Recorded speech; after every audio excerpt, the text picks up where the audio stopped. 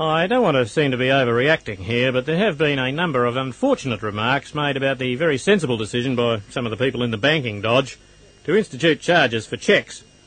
Personally, I can't see that it's any of anyone else's business what banks charge their customers. In fact, I'm fairly surprised they've gone to the trouble of telling their customers the new arrangements are about to be introduced. The charges are completely justified and more or less essential. Banks provide services to their customers, and some of the customers, not all, but some of them, have been abusing the system by using the services. They open a cheque account, for instance, and then they sit down and write a whole lot of cheques. Now, this sort of thing isn't on.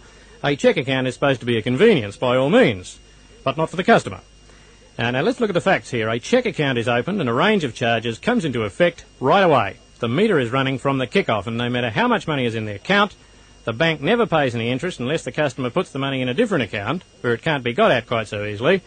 And if the account is overdrawn, of course, the bank charges interest as well as the charges, and it charges to charge the interest, which is only fair. They don't always trouble the customer with a formal announcement of any of this. They just do a little takeaway sum down the right-hand side somewhere, and they put the money in another account marked whoopee. If money is deposited from another account held by the customer, the interest-bearing total in that account obviously decreases, and the bank charges a fee for transferring the money, which again I think is fair enough when you consider the amount of work involved.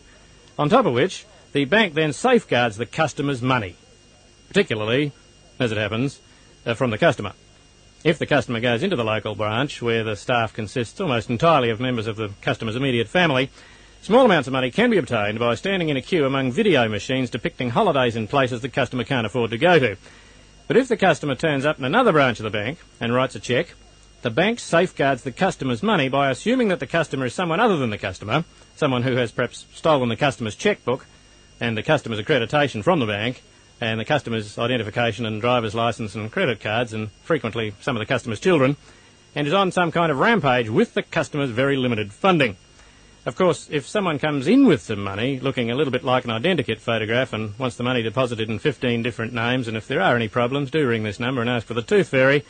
That's obviously okay. Perhaps the romance of banking does not weave its happy spell over every heart, and I fully understand that my own case may well be unusual. I ran away from home at a fairly early age in order to go into merchant banking.